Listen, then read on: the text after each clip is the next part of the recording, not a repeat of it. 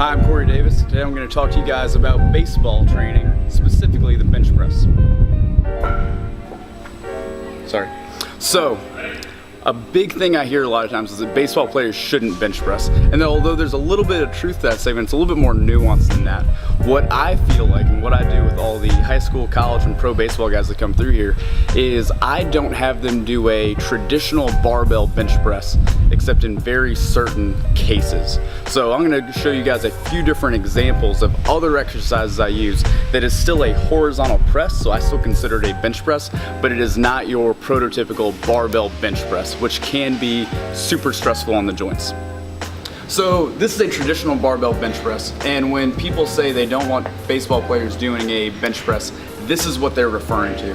The downside to this sort of bench press, the traditional barbell bench press, is twofold. One, you have a pronated grip right here, and that's a little bit more stressful on your shoulder.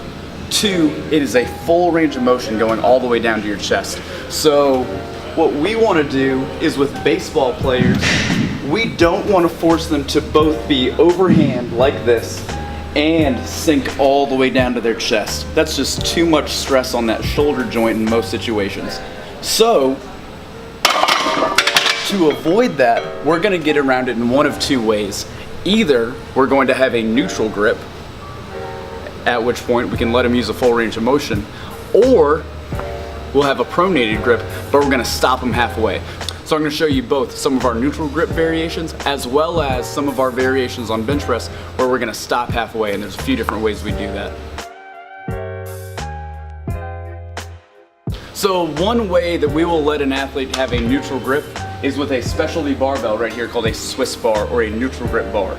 And it should be fairly obvious. You can hold on to these grips and then you have a neutral grip. I personally like it more than having just a neutral grip dumbbell bench press all the time, although that is another option we will use because it's a little bit more stable than having someone use a pair of dumbbells. Yep. So another way that we will do a neutral grip press is just taking dumbbells. Dumbbells are great because you can go from being pronated here to neutral just by twisting your wrist. So a neutral grip dumbbell bench press is another really good option for a baseball player to bench press without putting that same stress on their shoulders.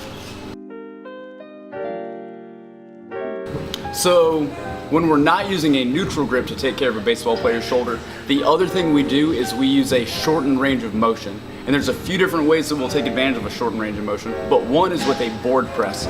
So I'm going to lean back here and I'm going to use a regular barbell. I'm not going to need to use a neutral grip because I'm already taking care of the shoulder by using a shortened range of motion. So a pronated grip is fine in this situation. I'm just going to lean back and get ready to bench press like normal. But now as I come down, I'm stopping in a safe range of motion for that shoulder. And I'm fine with a baseball player doing this exercise because I know their shoulder will be taken care of. So a board press is great, but the downside to a board press is one, not everybody has access to a board. Two, it requires a lot of different athletes in there. So you need a spotter and you need someone throwing the board on their chest. So that's not always feasible, especially if an athlete's working out alone. So in comes the floor press. So on a floor press, you basically get into the same position you would on a bench press, but you're not on a bench, you're on the floor. Thus, floor press. And as I unrack it here and come down to the floor, my elbows hitting the floor keep me in a shortened range of motion.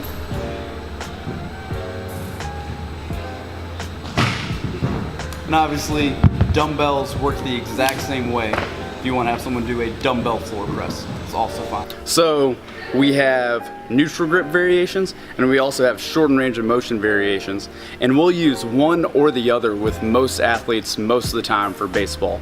The big exception to it is if I have a pitcher, and pitchers throw a lot and they're in a high volume period, maybe they're in their preseason, they're gearing up and their number of throws weekly is going up, or they're in season and I really need to take care of their shoulder, I'll combine the two.